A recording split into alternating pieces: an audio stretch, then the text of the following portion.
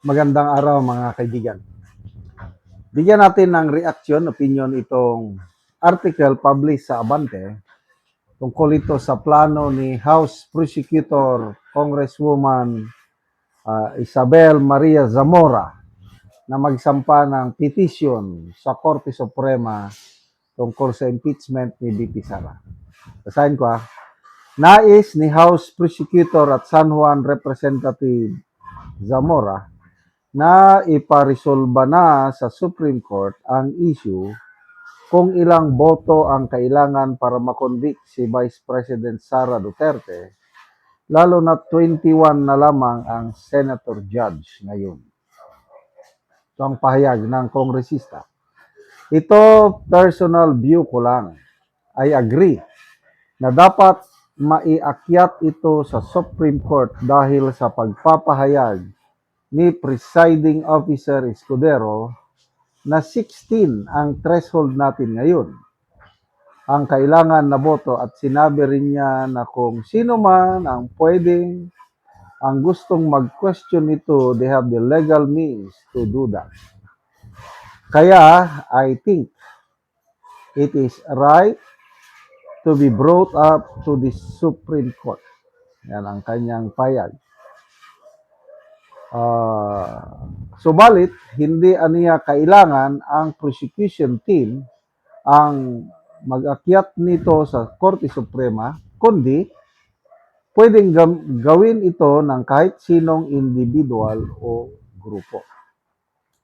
Ipinaliwanag ng mambabatas na kailangang marisolba ang isyong ito upang hindi na ito pagtalunan pa oras na kailangan magdesisyon na ang mga senator judges sa kasong isinamba laban kay Duterte.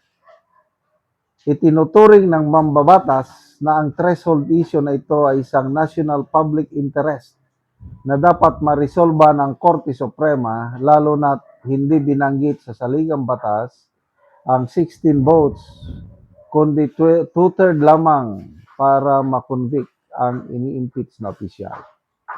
Sabi niya, I agree na, iba't ibang panig ang meron tayo rito. Siyempre, iba-iba na stand ng bawat tao. But siguro, kaya nakalagay na 2/3, movable siya. Movable siya. Hindi siya definite na 16 votes, and we have to have a ruling na yung mga batas natin will be effective. Absurd kasi po na pinag-uusapan natin dito sa isang impeachment trial. Sa ngayon, ay 21 lamang ang aktibong senador dahil nagtatago si Senator De La Rosa at nakakulong naman si Senator Estrada at Rodante Marcoleta. Sinabi naman ni Senator Judge Panfilo Lacson na dahil binanggit na ni Escudero na 16 boto para makonvict si VP Sara, mayroon ng justiciable issue o controversy para questionin ito sa Supreme Court. That could trigger a petition if at all kung mayroong gustong mag-petition sa Korte Suprema para questionin. So, salamat naman. At meron nang nagsalita na kongresista, kailang hindi naman klaro kung magsasampa siya o hindi. Para bang nagtutulakan, sino ba, maalala ko, si dating SP Senate President Franklin Drilon, nananawagan siya sa Senado mismo ang magsampa ng petisyon. O kaya nananawagan siya sa kampo ni VP Sara na magsampa ng petisyon. To me, it's not good na ang Senado as an impeachment court ang magsampa. Hindi rin ang kay VP Sara. Kasi pabor na sa kampo ni VP Sara yung ruling ng presiding officer, pabor na sa kanila yun. So ang pinaka-the best na magsampa talaga ito ay ang prosecution. Dahil sila ang nagnanais na makonvict si VP Sara. At kung hindi sila mag-file ng petition, kawawa sila. Ngayon, kung silang magsampa ng petition and assuming na ibababang threshold, di pabor sa kanila. But, hindi daw kailangan na ang prosecution ang magsampa. So, sino? Tulakan? Forgive me parang I can smell something fishy. Parang may plano na later on, pag butuhan na, baka magkakagulo kung walang magsasampa sa... Kasi kung seryoso pa, itong mga DDS, sabihin na lang natin, mga diehard Duterte haters, dapat sila na. Oh, sino ba yung teacher? Mayroon isang teacher na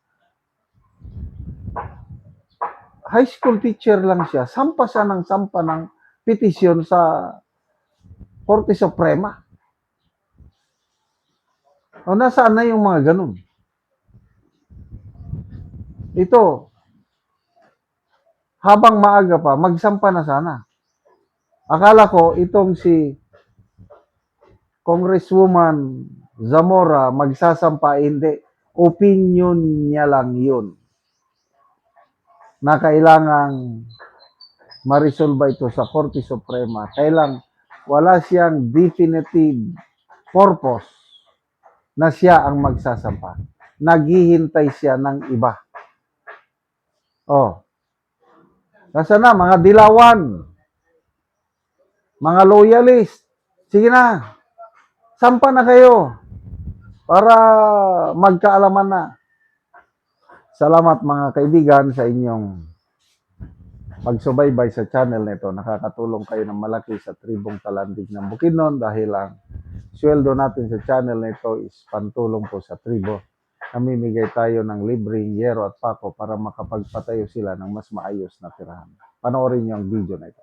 Yan ang balay ni Soles Andayan nga taga Barangay Tikalaan Purok 3 San Alahay, Talakag, Bukidnon. Muna ni ang kadako sa mga buslo.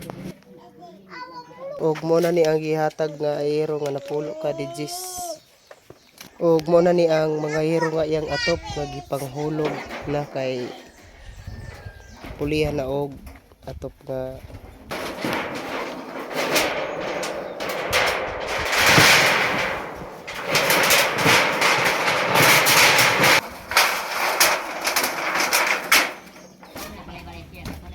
Marco.